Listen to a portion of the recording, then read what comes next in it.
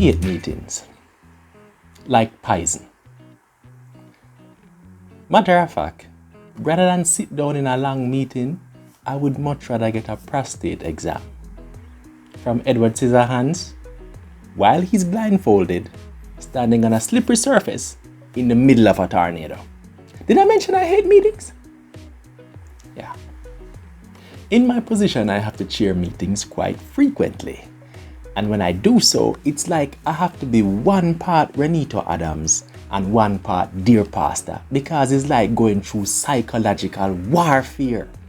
When I'm chairing these meetings, I don't see regular people, I see a team of highly trained and specialized enemies trying to derail the meeting by any means necessary. And I have to use all my skills and talents to make sure that this meeting doesn't go off the rails and prolong this mental torture chamber experience. Cause it's like we can't leave the meeting until we talk about the main subject of the meeting. But as soon as we start the meeting, everybody wants to talk about everything but the subject of the meeting. So it's like the meeting just keeps going and going and going and going like cartel career after I'm gone to jail.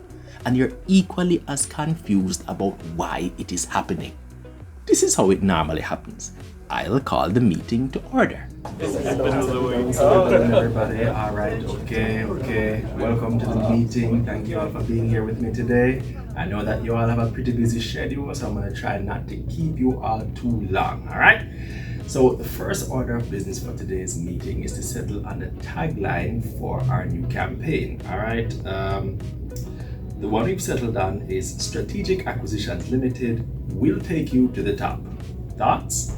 This is when enemy number one, the tangent, strikes. The tangent always changes the topic of discussion to something stupid. That kind of sound like that tagline for that coffee company. The one about the best part of waking up is something in your cup. Something like that. You want to know what I'm talking about?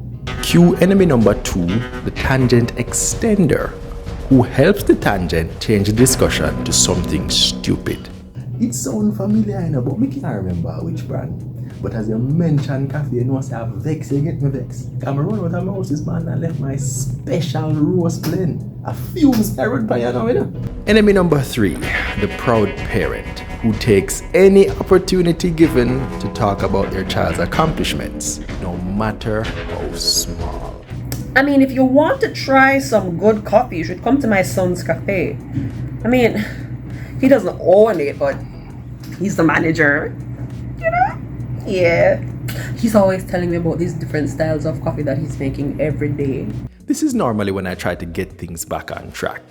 Okay, guys, back to the tagline. Let's get back on track. Then enemy number four, the historian, strikes. The historian talks about the history of the issue at hand without actually moving the discussion forward.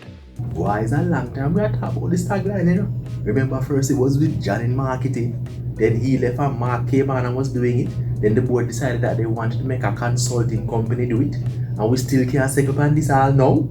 What's taking so long? Yes, that is why we're here to decide on the tagline. Enemy number five, the smarty pants. This person is more interested in sounding intelligent than making a useful contribution to the meeting. It's a real performance, I mean, you can almost see the imaginary microphone, cameras, and applause this person thinks he or she is getting. If I may, I'm suddenly reminded of articles I read in the Harvard Business Review and Forbes while I was doing my master's. And I just think it is imperative that we distill the essence of our core competencies in such a fashion that it can be readily subsumed by our clientele. And I think the tagline does that effectively. Brilliant point. Brilliant. So intelligent. Is my son sound bright when I'm talking to Wednesday? People, when the backside you stop chatting about damn foolishness and maze. Why we can't focus on the work? We can't stand in there, If I never one thing, we take a piece of wood. Is what I wish I could say. But because of the whole new age way of management and so on that I'm expected to practice, this is what I actually have to say. Okay, that is a nice observation, Edgar. Thank you for your insight. All right, well, I haven't heard any objections, so I'm gonna give the tagline the green light. So, okay, on to the next item on the agenda, the budget. We're thinking 500,000. Like clockwork, the process starts again, and I'm left looking and feeling like this. Oh, no, pray for me.